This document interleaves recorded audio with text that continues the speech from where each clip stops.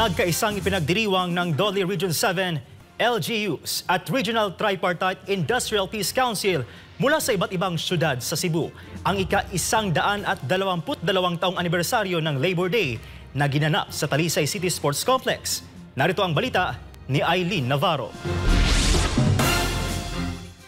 Umabot sa 56,000 individual mula sa iba't ibang syudad dito sa Cebu ang nakatanggap ng benepisyo mula sa tupad program ng Dole Region 7 bilang bahagi ng ika-122 taong selebrasyon ng Labor Day.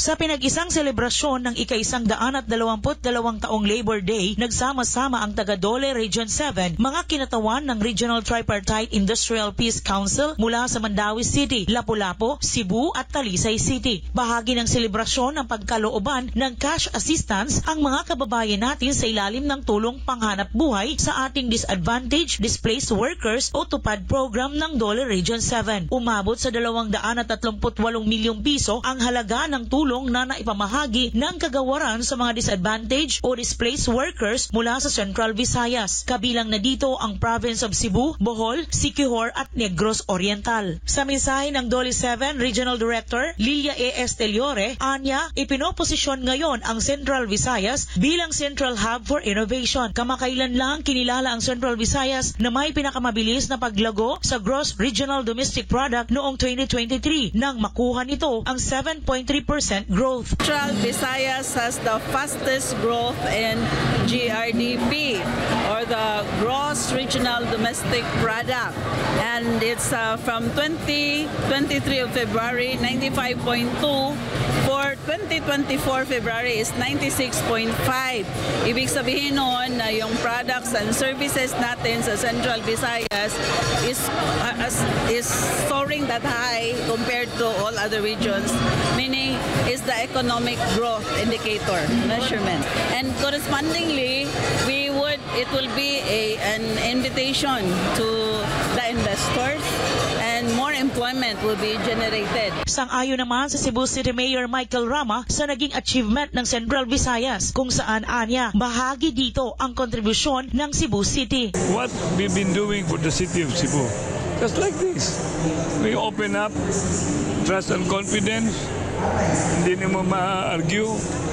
The hard-working people of the city of Cebu, steadfast, resolved, brave, intelligent, but of course with utmost humility, very important as an ingredient to attract, because economic activities will be dependent on good governance.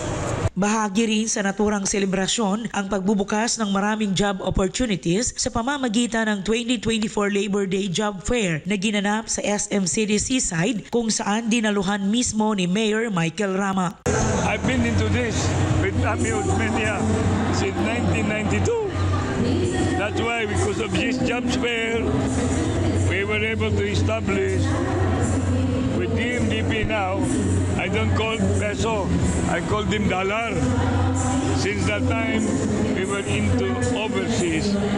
We have been sending, helping, assisting job opportunities, job applicants. Para sa isang dating OFW na overage na para sa isang trabaho, malaking bagay para sa kanya ang matanggap on the spot bilang isang service crew ng isang food chain. Gikan ko sa abroad. Nag-apply ko para abroad. Kuan man, its limit man ang gidawat. Ang diferensya, dili na lang ko sa local na lang sa ko in case wala pa yung trabaho para abroad. Ayon sa datos ng Dole Region 7, mula sa 95.2 ay tumaas hanggang 96.5 ang employment opportunities sa rehiyon. Para sa Diyos at sa Pilipinas kung mahal, Aileen Navarro, SMNI News, Cebu.